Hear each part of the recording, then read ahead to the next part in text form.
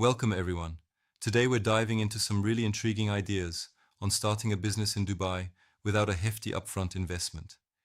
It's pretty fascinating how you can actually build your entrepreneurial journey there with minimal capital. Yeah, absolutely. It really sounds like Dubai is almost tailor-made for smart, lean business models.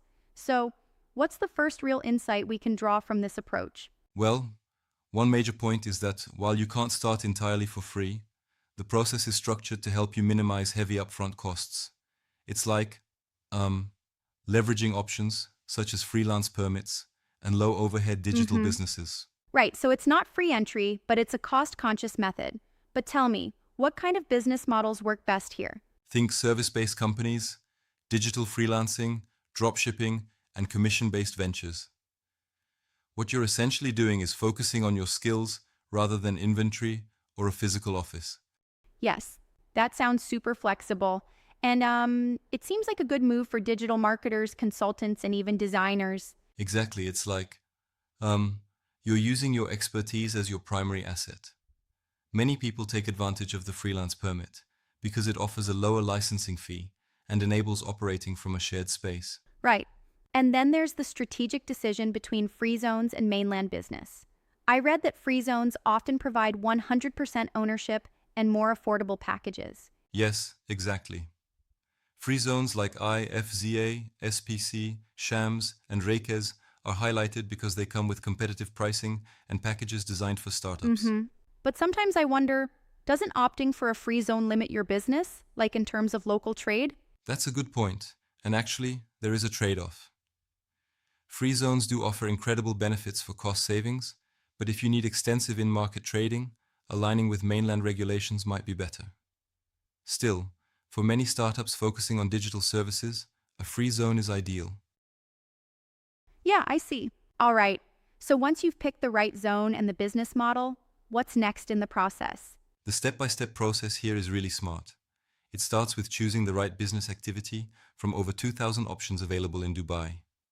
It's crucial to match your skills and keep the capital requirements minimal. Yep. And then there's the decision to go with a flexi desk or virtual office, right?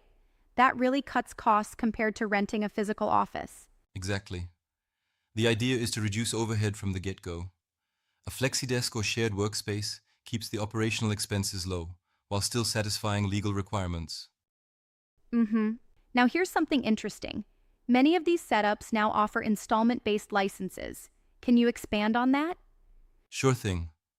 Instead of paying a lump sum, many free zones and consultants offer structured payment plans. This means you can spread out costs like the trade license fee and visa expenses across installments. It's like buying something on easy payments, which really helps cash flow during the startup phase. Right.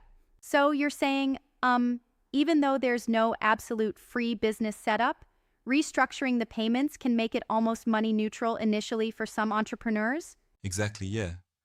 It's really about starting smart, not big. Instead of putting down a huge deposit or paying high rental fees, you optimize every step to reduce risk.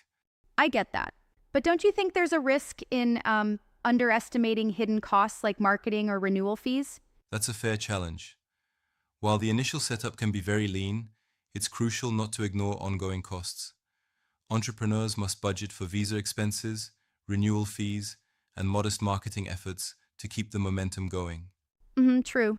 Talking about marketing, how do these small businesses typically kick it off digitally? The strategy here leans heavily on digital marketing. Things like LinkedIn networking, SEO for a website, and social media outreach.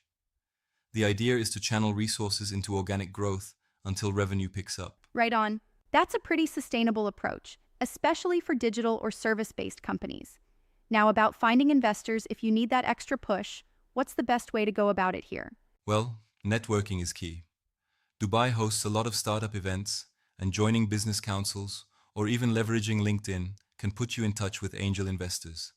Plus, having a solid business plan plays a massive role. Mm-hmm. So it appears that while minimal funds are required up front, a thorough and strategic approach is still the linchpin, right? Absolutely. It's all about smart planning, making the right choices on licensing, and leaning on professional consultants where it counts.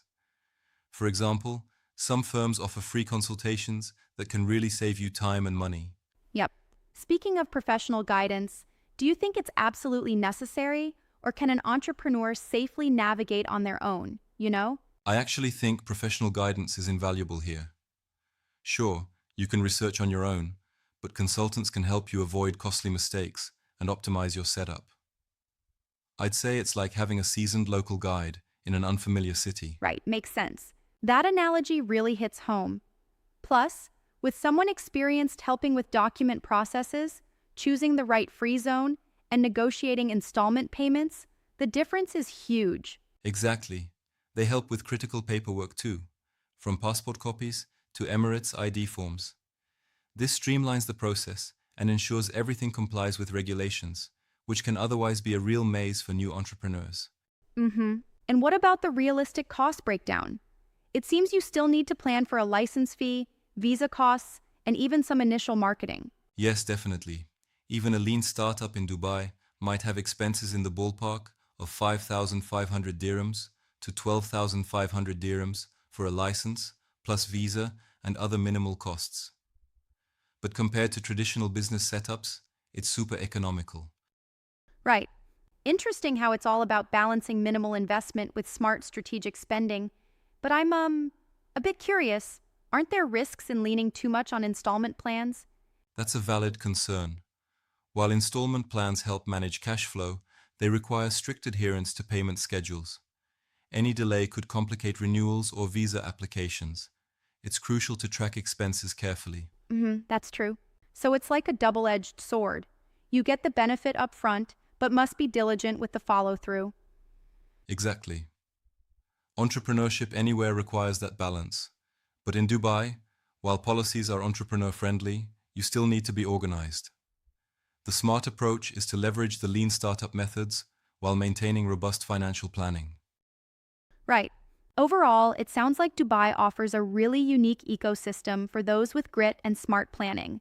And the emphasis on starting small really removes the barrier for many international entrepreneurs. Absolutely.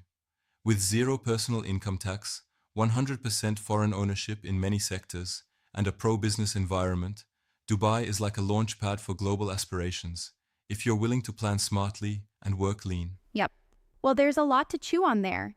It definitely changes the mindset from needing big capital to starting with just the right strategy. Exactly. And that's the real takeaway. Start smart, not big. With the right planning, guidance, and savvy use of installment options, anyone with a solid idea can carve out a successful business in Dubai. Mm-hmm. Awesome discussion.